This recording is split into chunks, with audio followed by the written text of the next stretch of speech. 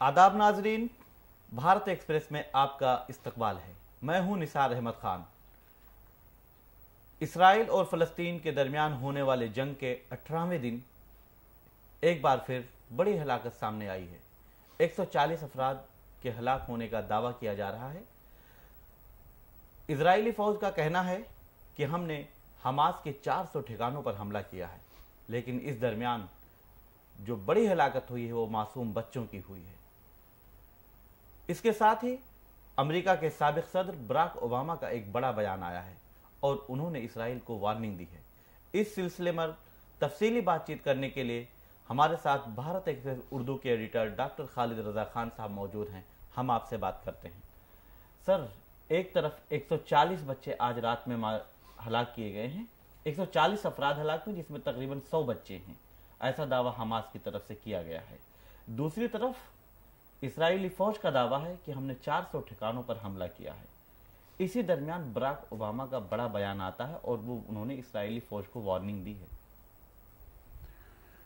जो Barack Obama कह रहे हैं वो सारी दुनिया को बोलना चाहिए। मासूम बच्चों का कत्ल इस नाम पर कि हमास को वहाँ से एक्सटर्मिनेट करना है, वहाँ से जड़ से उखाड़ कर फेंकना है।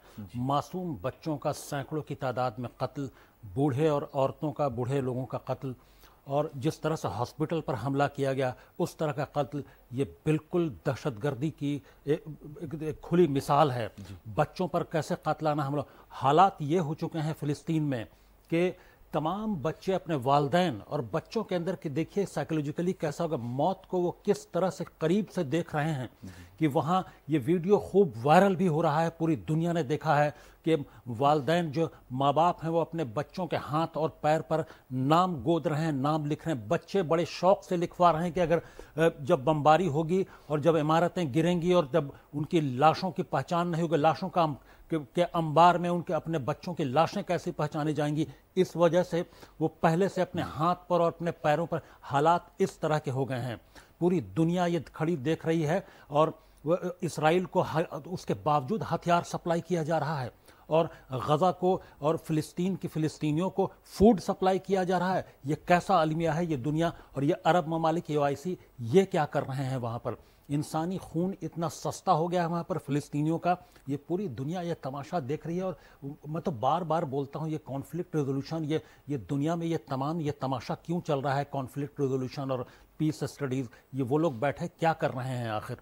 जी सर, आपने ख़ास तौर पर बच्चों के हलाकत से मुतालिक और बच्चों जो नाम लिखवा रहे हैं उसकी बात की। बराक ओबामा ने भी अपने बयान में इस बात का जिक्र किया है और कहा है कि अगर इस तरह के हमले जारी रहते हैं तो आलमी सतह पर इसका बुरा असर पड़ेगा, जिससे दुनिया के तमाम ममालिक की हमायत भी कमज़ोर हो जाएगी और इसका फ़ायदा उठाकर दुश्मन को और मजबूती मिलेगी, वो और मजबूत होगी। बिल्कुल, बराक ओबामा की बात सही है कि इसके दुर्रस नताज इसराइल को भुगतने होंगे। ऐसा नहीं कि इसराइल आज मासूमों का खून बहाकर वो स्कॉट फ्री वो अपने आप को बरी कर लेगा या वो यूं ही दुनिया खामोश रहेगी, इंसानियत खामोश रहेगी, ऐसा नहीं होगा। बराक ओबामा बहुत दूरंदेशी वाली बात कर रहे हैं और हमास को उखाड़ने के नाम पर मासूमों का कत्ल नहीं बहाया जा सकता, मासूमों का खून नहीं हो सकता। तो इस वजह से और बाकी जितने सेंसिबल लोग हैं दुनिया में, यहूदियों की एक बड़ी तादाद है जो मगरबी ममालिक में भी और बाकी कई जगहों पर जो इसराइल की इस जारहाना पॉलिसी के खिलाफ हैं। इस तरह से मासूम बच्चों का कत्ल ये दहशतगर्दी नहीं तो और क्या। मासूम सैकड़ों की तादाद में लाशों का अंबार लगा हुआ है। जिस तरह के विजुअल्स आ रहे हैं उसमें मासूम बच्चों का कत्ल, बूढ़ों का, औरतों का, और जो 5000 तकरीबन लोग मारे गए हैं उसमें हमास के कितने लोग हैं, वो सब मासूमों की जान गई है। और हॉस्पिटल पर हमला, आम घरों पर हमला, सिविलियंस इलाके पर हमला, इस तरह से जो हवाई हमले में आखिर ये तो क्या पूरी दुनिया सिर्फ ये तमाशाई बनकर देखती रहना चाहती है और वो सिर्फ इतना काफ़ी है दुनिया के लिए, फ़िलिस्तीन के और गज़ा के इलाके के लिए कि वो वहाँ पर दवाएं और खाने की चीज़ें भेज दें? क्या उनकी ज़िम्मेदारी वहाँ पर ख़त्म हो जाती है? ये ज़िम्मेदारी ख़त्म नहीं हुई होती है। पूरी ग्लोबल कम्युनिटी और ग्लोबल लीडरशिप को इस बारे में सोचना होगा कि सिर्फ दवा पहुँचाने से और जो एड के लिए जो कॉरिडोर खोला गया है, सिर्फ जो रफा बॉर्डर है उसके सिर्फ वो کافی نہیں ہے. صرف وہ اتنی مدد کر کے وہ اپنی مورل ریسپانسبلٹی پوری نہیں کر رہے ہیں. سب سے پہلے اسرائیل کو کسی بھی قیمت پر روکنا ہوگا کہ وہ بمباری روکے, وہاں پر تمام طرح کے اگریشن روکے جس میں سویلینز کی جان جا رہی ہے, معصوم بچوں, بوڑھوں, عورتوں کی جان جا رہی ہے. سب سے پہلے اس کو روکنا ہوگا. پوری دنیا کو اس کے لیے اس پر دباؤ بنانا ہوگا, اور ابھی تک پوری دنیا دباؤ بنانے میں ناکام رہی, چاہے شہزادہ محمد بن سلمان کا سخت رویہ ہو یا باقی OIC کا رویہ ہو. کوئی کسی طرح کا دباؤ اسرائیل پر ابھی کام کرتا نظر نہیں آ رہا ہے. آپ نے معصوموں کے قتل کی بات کی, یہ کہا کہ حماس کے کتنے لوگ مارے گئے, آپ نے سوال اٹھایا, اور آپ کا سوال بالکل درست ہے, کیونکہ ہمارے پاس جو اعداد و شمار موجود ہیں یہ ہم لے کے بیٹھے ہوئے ہیں کہ تقریباً 50,000 سے زائد فلسطینی عوام شہید ہو چکے ہیں, جس میں 2300 بچے اور 1200 خواتین تقریباً شامل ہیں. یہ تعداد 3500 کی ہو جاتی ہے صرف بچوں اور خواتین کی. سر 50,000 شاید نہیں, 5,000. اس میں میں بتا رہا ہوں کہ 5,000 میں سے 2300 بچے ہیں اور 1200 خواتین ہیں, ان کی تعداد 3500 ہو جاتی ہے 5,000 میں سے. پھر آخر حقوق انسانی کی بات کرنے والے لوگ کہاں ہیں اور کب؟ یہی تو میں سوال کئی دنوں سے اٹھا رہا ہوں کہ یہ حقوق انسانی کی بات کرنے والے, ہیومن رائٹس کی بات کرنے والے, اینٹی وار جو موومنٹ چلاتے ہیں وہ لوگ کہاں ہیں؟ پیس اینڈ کانفلکٹ ریزولوشن والے کہاں ہیں؟ اور جو مغربی ممالک کے یا جو گلوبل لیڈرز جو بات کرتے ہیں نان وائلنس کی, وہ کہاں ہیں؟ وہ اسرائیل پر کیوں نہیں دباؤ بنا رہے ہیں؟ اور آس پاس کے جو عرب ممالک ہیں, جو OIC کنٹریز ہیں, جو ایسی نیشنز ہیں, وہ کیا کر رہی ہیں؟ وہ کیا صرف معصوموں کا قتل ہو رہا ہے اور وہ صرف دیکھ کر افسوس, دور کھڑے ہو کر افسوس کا اظہار کرنا یہ کیا کافی ہے ایسے ماحول میں؟ یہ سب سے بڑا سوال ہے کہ اسرائیل جس نام پر حملہ کر رہا ہے, حماس کے نام پر, حماس کو جڑ سے اکھاڑنے کا, حماس کے کتنے لوگ, کتنے جو حملہ ور تھے اور جو حماس کے جن سے ان کو اعتراض ہے, وہ کتنے لوگ مارے گئے اس نام پہ؟ جو معصوم سویلینز ہیں ان کا خون کب تک بہے گا؟ جی سر, جس وقت ہم بات کر رہے ہیں اس وقت ایک بریکنگ نیوز ہمیں دیکھنے کو مل رہی ہے. یہ آ رہا ہے کہ حماس نے 50 قیدیوں کو رہا کرنے کی بات کی. اگر ایندھن کی سپلائی جو وہاں کے اسپتالوں میں, غزہ کے اسپتالوں میں سپلائی ختم ہو چکی ہے, وہاں لائٹ بالکل بند ہو چکی ہے, برا حال ہو گیا ہے. ایک طرح سے انسانیت کا قتل کہا جائے گا کہ اگر اسپتالوں کی بجلی سپلائی بند کر دی جائے, دوائیں بند کر دی جائیں. اس دوران ہم دیکھ رہے ہیں کہ حماس نے کہا ہے کہ اگر ایندھن کی سپلائی کی جاتی ہے تو ہم 50 قیدیوں کو رہا کر دیں گے. دوسری طرف اسرائیل کا اس سلسلے میں کہنا ہے کہ تمام قیدیوں کو رہا کیا جائے. یہ ایک پیش رفت ہو سکتی ہے سر؟ دیکھیے, یہ شرط جو رکھی ہے حماس نے, اور پھر اسرائیل نے اس پر جو کاؤنٹر شرط رکھی ہے, اس سے پوری دنیا کو کوئی مطلب نہیں ہونا چاہیے. وہاں انسانی بحران کو جس طرح سے کھانا اور غذا اور تمام چیزیں جو دوائیں پہنچ رہی ہیں رفح بارڈر کے ذریعے, اسی رفح بارڈر سے باقی ملکوں کو وہاں تیل پہنچانا چاہیے, وہاں ایندھن پہنچانا چاہیے, تاکہ کم سے کم ہاسپٹلز میں جنریٹر کام کر سکیں. ہاسپٹل میں وہاں جو آپریشنز کے لیے جو بجلی کی ضرورت ہے, جن مشینوں کو چلانے کی ضرورت ہے, وہ اس کے لیے بجلی مہیا ہو سکے. عام لوگوں کی جو ضرورتیں ہیں, جو بنیادی ضرورتیں ہیں, بجلی ایک بنیادی ضرورت میں ہے, ان بنیادی ضرورتوں کو پورا کیا جا سکے. دنیا کو اس پر بھی سوچنا چاہیے. صرف کھانا اور دوائیں مہیا کرانے سے ذمہ داری پوری نہیں ہوگی. اسپتالوں میں بجلی کی ضرورت ہے, مشینوں کو چلانے کی ضرورت ہے. اسی رفح بارڈر سے کیوں نہیں پہنچایا جا سکتا تیل اور باقی اس طرح کے ایندھن, تاکہ ان کا استعمال ہاسپٹل میں کیا جا سکے. یہ شرط حزب اللہ کی اور اس پر سے اسرائیلی حکومت کی جو کاؤنٹر شرط ہے, یہ سب معاملے الگ ہیں کہ اس کے بعد وہ مانے گی کہ وہ ایندھن سپلائی کرے گی. بالکل نہیں. اس سے قطع نظر تمام دنیا کو اسی رفح بارڈر سے تیل اور ایندھن کی سپلائی کرنی چاہیے. اتنی تیل اور ایندھن کی سپلائی کہ کم سے کم ہاسپٹل میں لوگوں کی جان بچائی جا سکے, مشینیں چلائی جا سکیں. اسی سلسلے میں جب ہم آگے بڑھتے ہیں سر, تو براک اوباما کی بات کر رہے تھے. براک اوباما نے ایک اور بڑی بات کہی ہے کہ غزہ کے شہریوں کے لیے کھانے, پانی اور بجلی کی کٹوتی سے انسانی بحران پیدا ہونے کا خطرہ ہے. اس سے آنے والی نسلوں کے لیے فلسطینی شہریوں کے رویے کو مزید سخت کر دے گا. آخر جو بائیڈن کو کیوں نہیں سمجھ میں آ رہا ہے؟ براک اوباما ایک سخت اسٹینڈ لے رہے ہیں اور وہ سخت بیان دے رہے ہیں, لیکن جو امریکی حکومت کا یہی رویہ جو ہے کہ جو اسٹیبلشمنٹ میں ہے, جو حکومت میں ہے, وہ کچھ اور موقف اختیار کرتے ہیں اسرائیل کے معاملے میں، جو حکومت سے باہر ہو گئے ہیں ان کا اسٹینڈ کچھ اور ہوتا ہے۔ یہ جو اس طرح کا جو رویہ ہے، اس طرح کا جو دوہرا پیمانہ ہے، یہی جو ہے اسرائیل کو اور اسرائیلی حکومت کو وہ ایک طرح سے چھوٹ دے رہا ہے کہ وہ غزہ پر بلا خوف و خطر، بلا کسی روک ٹوک کے وہ لگاتار حملے کر کے معصوم بچوں اور معصوم سویلینز کا قتل کر رہا ہے، ان کی جان لے رہا ہے۔ یہ اس طرح براک اوباما کی بات سے ہم متفق ہیں، ہم ایگری کرتے ہیں، لیکن یہ بات براک اوباما کو اپنی حکومت کو سمجھانا چاہیے، ان کے جو بائیڈن ہیں اور جو بائیڈن ایڈمنسٹریشن ہے اس کو سمجھانا چاہیے۔ کیا وہ وہاں بائیڈن ایڈمنسٹریشن کو کنونس کرنے پہ کی اہلیت رکھتے ہیں ابھی؟ کیا وہ کامیاب ہو پائیں گے بائیڈن؟ چونکہ اگر بائیڈن ایڈمنسٹریشن اگر کنونسڈ ہو جاتی ہے، وہ اس کا موقف اگر براک اوباما کا موقف ہوتا ہے، تو اسرائیل پر دباؤ بڑھنا یقینی ہو جائے گا۔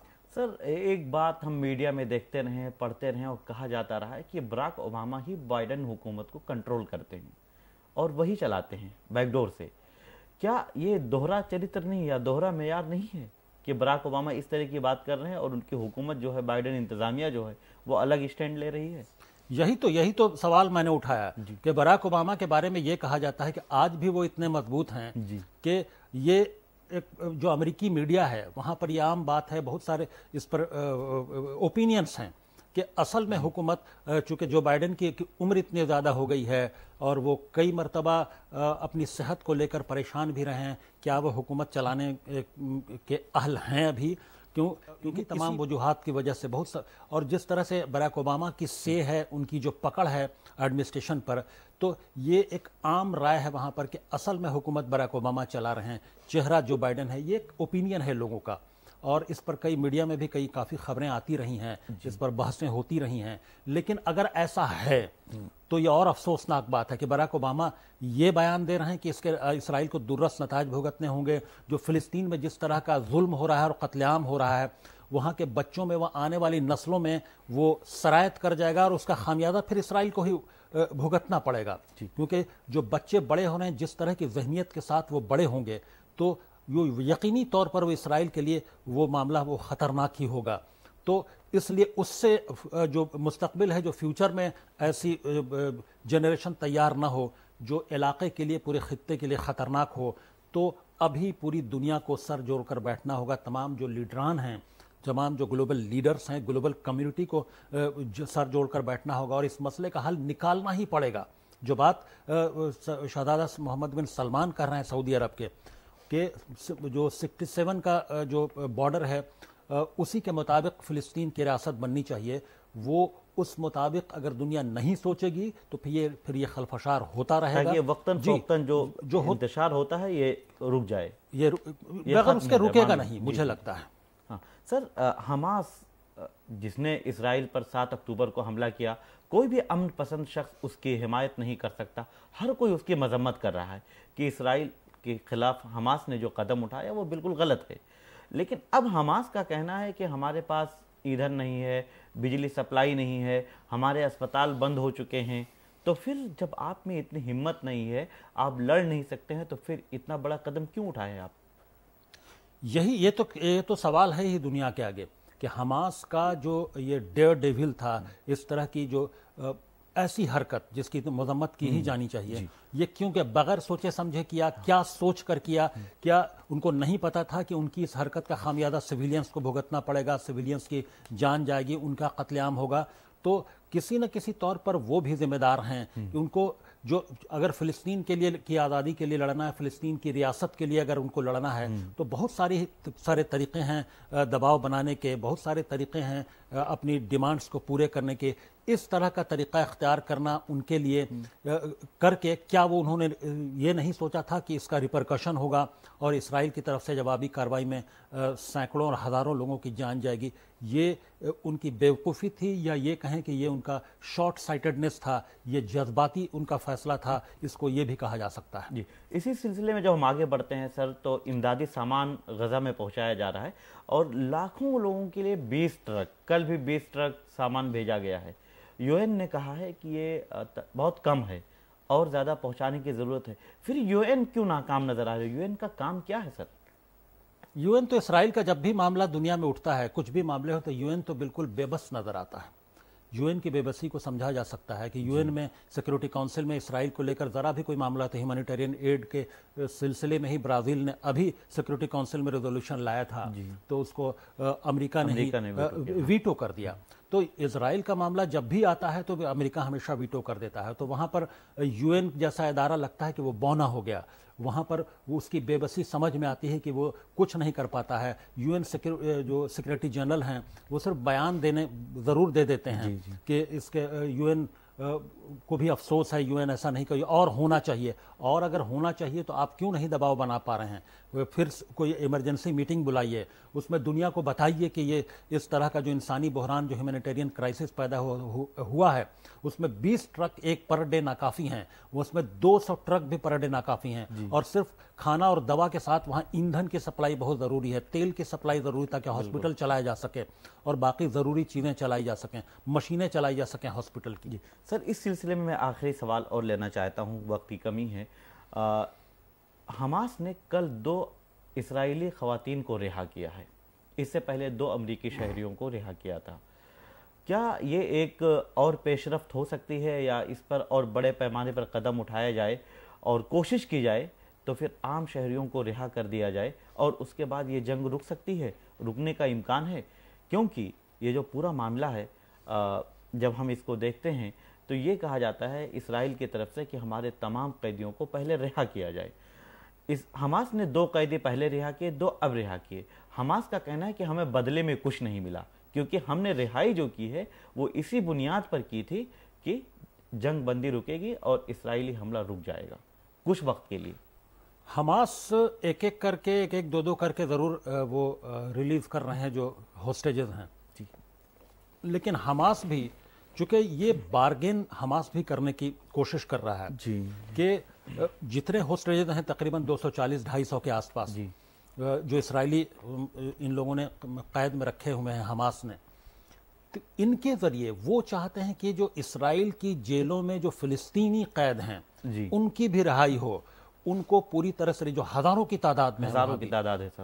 تو وہ بارگین اس طرح پہ اس پر بھی کرنا چاہیے. اس سے پہلے بھی ایسا واقعہ ہوا ہے کہ ایک اسرائیل کی فوج کو انہوں نے ہوسٹیج بنایا تھا، اس کے بدلے انہوں نے 1000 فلسطینی جو قید میں بند تھے ان کو چھڑوائے تھے. تو وہ چاہتے ہیں کہ اس مرتبہ جو 250 جو اسرائیلی ان کی قید میں ہیں یا جو ہوسٹیج کی حیثیت سے ہیں، اس کے بدلے وہ کوئی بڑی ڈیل کر لیں. اس لیے وہ ایک ایک کر کے ضرور چھوڑیں، لیکن ایک ساتھ پورے تمام اسرائیلی شہریوں کو پتہ نہیں وہ چھوڑیں گے یا نہیں چھوڑیں گے، وہ کس طرح کی ڈیل کرنا چاہتے ہیں. یہ تو وقت کا انتظار کرنا ہوگا کہ وہ کیا اپنے تمام فلسطینیوں کو چھوڑانے کے لیے ہی وہ کچھ کنسیشن چاہتے ہیں. تو یہ تو اس کے لیے تو انتظار کرنا ہو. لیکن اس کا یہ ایک الگ پہلو ہے جو وہاں پر ہیومینیٹیرین کرائسس پیدا ہوا، وہ دوسرا پہلو. اس کے لیے میں بار بار یہ کہوں گا کہ پوری دنیا جس طرح سے فوڈ اور دوائیں سپلائی کر رہی ہے رفح بارڈر سے ایجپٹ کی جانب سے، اسی طرح سے اس کو ہاسپٹل کے لیے، بجلی سپلائی کے لیے، فیول اور تیل کا بھی کی بھی سپلائی کو وہاں پر یقینی بنانا چاہیے. شکریہ سر ہمارے ناظرین تک تفصیلات پہنچانے کے لیے. اسرائیل اور فلسطین کے درمیان جو بھی اپڈیٹ آئے گا وہ ہم آپ تک پہنچاتے رہیں. آپ بھارت ایکسپریس اردو کے ساتھ جڑے رہیں، دیکھتے رہیں. ہمارے پیج کو آپ لائک کریں، سبسکرائب کریں، اور اگر ہماری یہ ویڈیو آپ کو پسند آئے تو آپ شیئر بھی کریں اور کمنٹ باکس میں اپنی رائے بھی دیں. شکریہ.